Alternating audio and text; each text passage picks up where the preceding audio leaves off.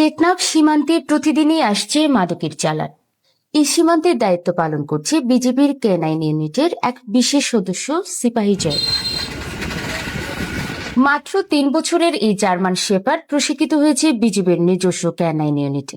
বর্তমানে ওজন ২৯ কেজি হলেও তার ঘ্রাণ শক্তি আর সতর্ক দৃষ্টি মাদক কারবারিদের কাছে পরিণত হয়েছে আতঙ্কে। চলতি বছরে জ্যাক শনাক্ত করেছে ৩২,২৭০ পিস ইয়াবা সহ বিভিন্ন ধরনের মাদকদ্রব্য। আর জ্যাকের সহায়তায় বিজিবি গ্রেপ্তার করেছে ৭ জন মাদক কারবারিকে। যখনই মাদকগুলো থাকে তখন আমাদেরকে বিভিন্ন ধরনের ইন্ডিকেশন দিয়ে থাকে। যারা আমরা প্রশিক্ষিত K9 সদস্য আছি, আমরা এই শনাক্তকরণ চিহ্নগুলো দেখলে বুঝতে পারি। ইন্ডিকেশন গুলো আমাদেরকে দেয়, তখন আমরা খুব সহজেই সেটা শনাক্ত করে ওই মাদকটা আমরা উদ্ধার করতে পারি। তো আশা করি এই বিজিবি K9 ইউনিটের মাধ্যমে আমাদের বিজিবির এবং দেশের অনেক সফলতা বয়ে আসবে। আমরা এই দেশকে মাদক মুক্ত করতে পারবো ইনশাল্লাহ।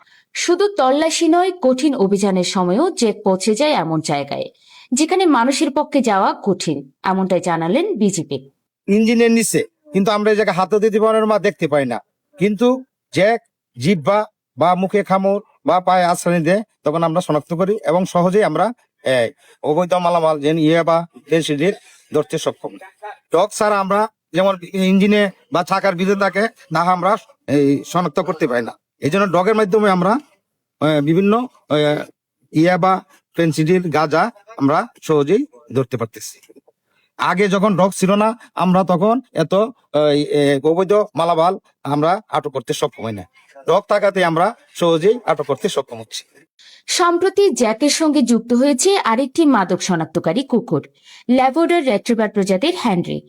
এখন সীমান্তে মাদক বিরোধীদের যুদ্ধে তারা একসঙ্গে কাজ করছে।